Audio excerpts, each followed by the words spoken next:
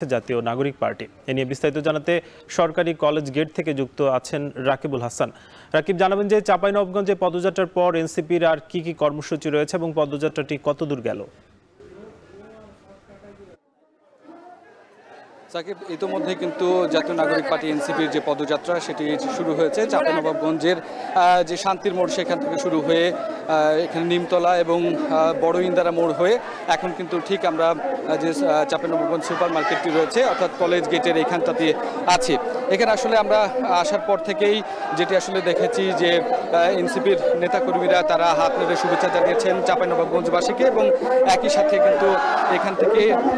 যেই বিষয়গুলো আসলে বলা হয়েছে, এখানে আমরা দেখেছি হাসানাত আবদুল্লাহকে, তিনি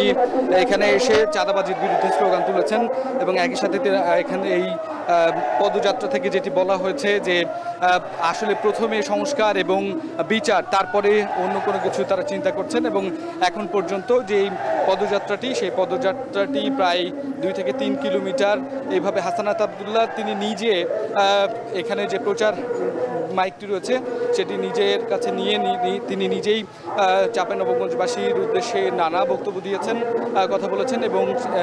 এই যে এনসিপির যে পদযাত্রা এই গণঅভ্যুত্থান পরবর্তী যে সময়টিতে আসলে দেশের যা যা প্রয়োজন সেটির জন্য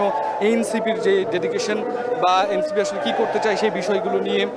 তিনি বলেছেন এবং একই সাথে নানা ধরনের স্লোগান উঠেছে, যে স্লোগানে আসলে সবচেয়ে বেশি যেটি আসলে বলা হয়েছে সেটি হচ্ছে চাঁদাবাজ এবং দুর্নীতির বিরুদ্ধে তারা আসলে রুখে দাঁড়াচ্ছেন। একই সাথে কিন্তু এখানে এই পদযাত্রায় আমরা যেটি আসলে লক্ষ্য করছি যে এই জিনিসটি বলা হচ্ছে, সবচেয়ে বেশি গুরুত্ব দেওয়া হচ্ছে তারা বলছে সংস্কার এবং তার পরবর্তী সময়ে আসলে বিভিন্ন বিষয়ে তারা জানবেন এবং একই সাথে এই যে পদযাত্রা সেই পদযাত্রাতে কিন্তু আমরা দেখছি যে স্থানীয় যে যারা এনসিপি নেতা রয়েছেন তারা যেমন আছেন, একই সাথে কিন্তু এখানে যারা উৎসুক জনতা তারাও এখানে ভিড় করেছেন, যে আসলে তরুণ এই দলটির তরুণ নেতাদেরকে আসলে দেখার জন্য আসলে ভিড় করেছেন। এখন ঠিক কলেজ মোড়ে এসে আমরা পৌঁছেছি, সেখানে কিছুক্ষণ পরে আসলে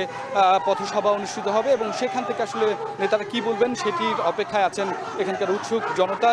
এনসিপির নেতাকর্মী এবং চাঁপাইনবাবগঞ্জবাসী। তো সাকিব, এই ছিল চাঁপাইনবাবগঞ্জ থেকে আমার কাছে সর্বশেষ খবর। চাঁপাইনবাবগঞ্জে চলছে এনসিপির পদযাত্রা, সে খবর জানাচ্ছিলেন রাকিবুল হাসান।